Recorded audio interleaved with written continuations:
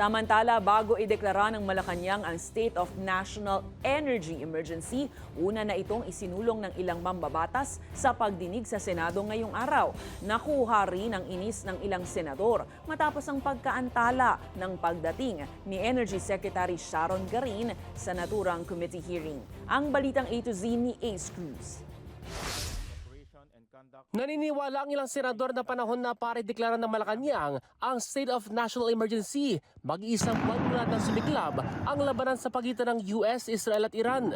Gate ng mga senador sa unang pagdinig ng Committee on Proactive Response and Oversight for Timed and Effective Crisis Strategy na apektado na ang presyo na lang bilihin, kita ng POV drivers at iba pang gastusin dahil sa makakasunod na mega oil price hike. Kailangan ng pamahalaan ng mas malawak na kapangyarihan upang agad-agad na matugunan ang krisis na ito. Sa parang ito, mapipigilan ng gobyerno ang pagtaas ng presyo ng ilang essential goods gaya ng ipinatupad ng COVID-19 pandemic. Pinatututukan naman ni Senator J.V. Ejercito sa pamahalaan ang kalagayan ng middle class income earners na bubuo ng 40% ng populasyon. Sila rin po ang sumasalot mapasan sa bigat ng krisis na ito ngunit walang nakalaang ayuda para sa kanila. Una nang sinabi ng Malacanang na wala pang krisis sa Pilipinas, sa halip may tuturing na price disruption lamang ang nangyayari. Dapat aminin na ng Malacanang gaano ba talaga kabigat ang sitwasyon?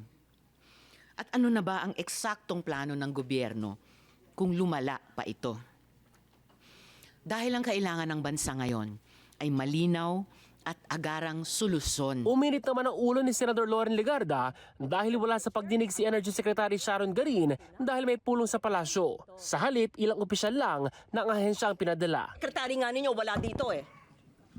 Kung anong pamumulitik ang ginagawa na naman ng sekretary nyo. Napatayo pa sa kanya upuan si Legarda ng kastiguhin ang ilang energy officials. Sinisika na ilang opisyal ang Senado kung bakit hindi nabigyan ng congressional approval ang hiling na dagdag budget ng Philippine National Oil Company dahil nag-break na ang sesyon ng Senado. Gusto nyo, Holy Week, magtrabaho tayo dito eh. Darating lahat ng sekretary. Burn the midnight candle. Walang labasan sa kwarto hanggang hindi nakita ang pagtulong sa latang tao. Pero huwag nyong sasabihin na nag-break kami, kaya hindi napasa yung hiniling ng DOE na congressional approval. Pasado 1:00 na ng hapon na dumating sa pagdinig si Garin na sinigurong walang dapat ikabahala sa supply na langis sa bansa sa kabila ng pagkabagabag ng consumers sa walang awat na pagsirit ng presyo nito.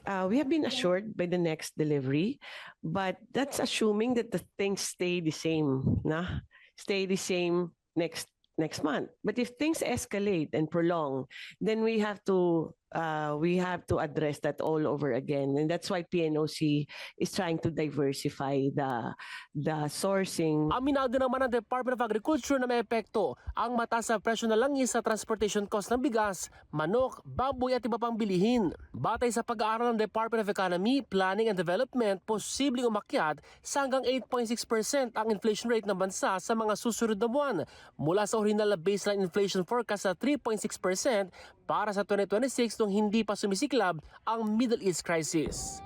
Para sa balitang A to Z, Ace Cruz.